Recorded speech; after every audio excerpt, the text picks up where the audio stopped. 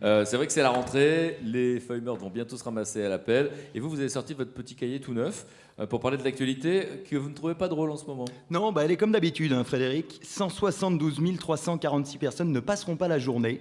24 000 mourront de faim et de soif. Johnny Hallyday a un point de côté. Carla Bruni prépare un nouvel album. Et il paraît qu'Enrico Macias lui file un coup de main. On est dans une merde noire. Mais rassurez-vous, on fait tout ce qu'on peut pour que vous passiez une bonne journée sur France Inter. Alors ça y est, vous le disiez Frédéric, c'est la rentrée. Jean-Pierre Pernaut a déjà commencé une sympathique série de reportages, d'enquêtes et d'investigations journalistiques sur le poids des cartables dans nos charmantes campagnes. Et les mères célibataires se réjouissent de la revalorisation de l'allocation de rentrée scolaire, revalorisation qui va leur permettre de boire plus, pour oublier plus, leur progéniture, hurlant dans le haut champ que le cartable d'Aura c'est ringard et que celui de Batman est quand même vachement plus swag. Bref, de l'actu, de la vraie, de l'info qui bouge et qui plaît aux Français. Mais moi, je me suis fait stériliser à l'arrivée de la TNT, donc autant vous dire que les enfants et leur rentrée des classes, je n'en ai rien à foutre. C'est pourquoi j'ai décidé de commencer l'année avec un petit débrief de l'été. Alors bien sûr, je ne vais pas tout traiter, rassurez-vous. Par exemple, j'ai décidé de faire comme si les JO n'avaient pas existé, tout simplement parce que je n'en peux plus. Je vomis des kayaks et des javelots depuis la cérémonie d'ouverture. Croyez-moi, c'est douloureux. Pas de JO donc, mais l'été fut riche en émotions, de la malencontreuse fracture du pied de François Fillon à la mort de Mousse Diouf, en passant par le projet de Kosciusko-Morizet pour l'UMP. On peut dire qu'on a fait le plein d'infos rigolotes, même si bien sûr il y a eu quelques déceptions. En effet, il a été certainement très douloureux pour les Français de constater que le système judiciaire russe avait 10 ans d'avance sur le nôtre. On l'a bien vu lors de l'affaire des poussiériotes. 2 ans de camp pour une chanson, alors qu'avec 3 albums studio, un live et 2 DVD, Christophe Maé gambade toujours dans la nature. Monsieur Poutine. Pierre-Emmanuel Barré. Monsieur Poutine, si vous nous écoutez, je ne veux pas balancer, mais Christophe a traité ta mère. L'été, c'était aussi les glaces à la pistache, les pots de raie et le scandale du Libor. Alors, on en a très peu parlé parce que sinon, il y aurait eu beaucoup de gens pendus par la foule. Mais en gros, ce sont quelques banques, Barclays, la Deutsche Bank, UBS et bien d'autres qui ont manipulé les taux interbancaires. À partir de taux interbancaires, je sais, plus personne n'écoute. Ce n'est pas grave, j'ai simplifié pour vous. Globalement, c'est comme d'habitude, on l'a dans le cul. Excusez-moi, j'ai planché 5 heures pour trouver une autre expression, il n'y en a pas. Les fraudes portent sur près de 450 000 milliards de dollars de produits bancaires et intérêts. 450 000 milliards, c'est beaucoup. Pour vous donner une idée, ça me permettrait d'acquérir environ 150 milliards de Twingo d'occasion.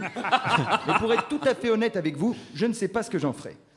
D'ailleurs, on peut dire que les banques se sont mises en 4 pour nous faire rire cet été, puisque la banque britannique HSBC a profité du beau temps pour blanchir un petit peu d'argent sale pour les cartels mexicains.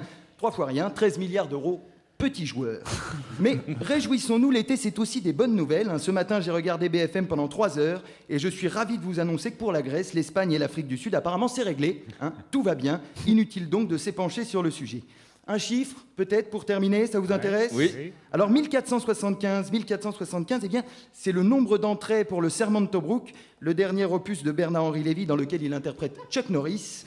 Je ne sais pas vous, mais moi, ça va me suffire à passer une bonne journée. Merci de m'avoir écouté. Pierre-Emmanuel Barré.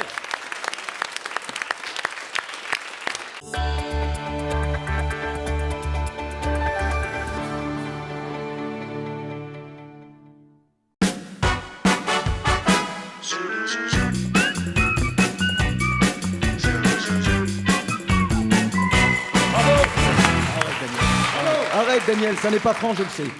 Frédéric, on m'accuse d'être pessimiste, alors une fois n'est pas coutume, je ne vais pas me contenter de constater l'étendue du désastre, je vais tout simplement vous expliquer comment sauver le monde, ni plus ni moins.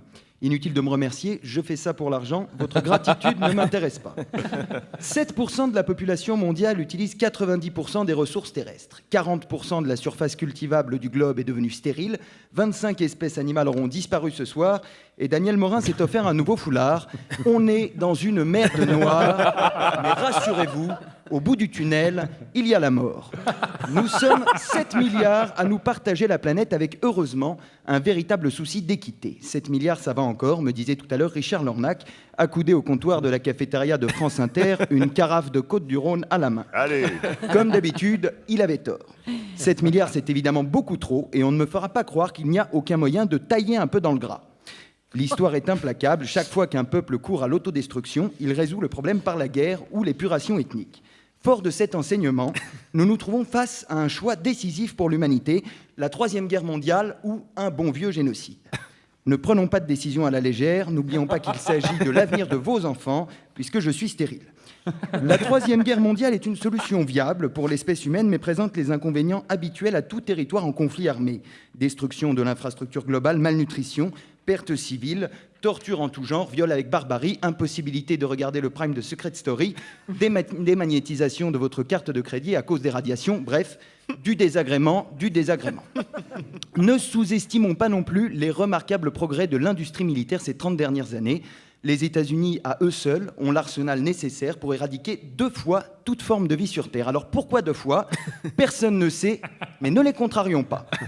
De toute façon, avec les 21 886 têtes nucléaires fonctionnelles répertoriées, il est fort probable que la Troisième Guerre mondiale débute en grande pompe et se termine assez rapidement.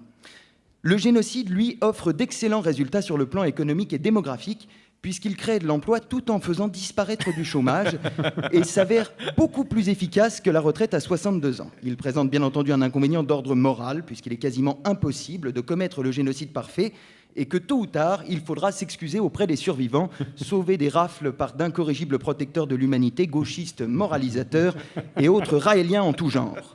Mais peu importe, voilà bien longtemps que l'humanité a perdu sa dignité et ce n'est pas un génocide de plus ou de moins qui pèsera dans la balance le jour du jugement dernier. Le choix est donc fait.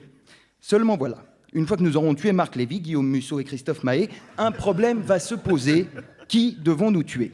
Bien entendu, il ne faut pas compter sur le volontariat pour réguler la démographie. Les gens sont frileux quand il s'agit de donner de leur personne, malheureusement. La réduction des effectifs passera donc nécessairement par la violence. Nous n'avons plus le choix. Afin de conserver la plus grande équité possible entre les différentes ethnies, nous ne pouvons nous permettre d'éradiquer un peuple spécifique. L'histoire est là pour le prouver.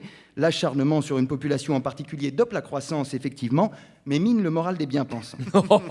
Il serait bien entendu tentant de tuer les cons, mais la tâche s'avère trop fastidieuse, car impliquant une discussion préalable ou une délation par un tiers, et nous ne pouvons nous permettre de nous baser sur de simples appels anonymes. Mes voisins sont des cons, ils seraient capables de me dénoncer. Je propose donc que nous piochions une lettre au hasard dans une boîte de Scrabble, et que toutes les personnes dont le prénom commence par la lettre en question soient exécutées.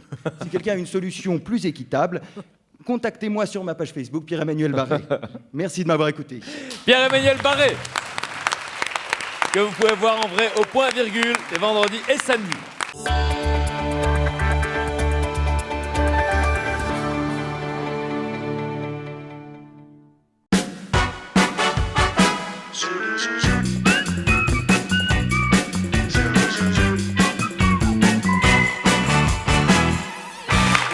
Bonjour à tous. Depuis 2009, le taux de suicide en Grèce a augmenté de 37%. Le parti néo-nazi est passé de 0,29 à 7% des voix. La dette grecque va atteindre 160% du PIB. Et le dernier album de Patrick Bruel sort aujourd'hui dans les bacs. On est dans une mer de noir. Mais rassurez-vous, on fait tout ce qu'on peut pour que vous passiez une bonne journée sur France Inter. Voilà, on reçoit Patrick Bruel demain, on lui repassera un morceau de On en reparlera avec Patrick.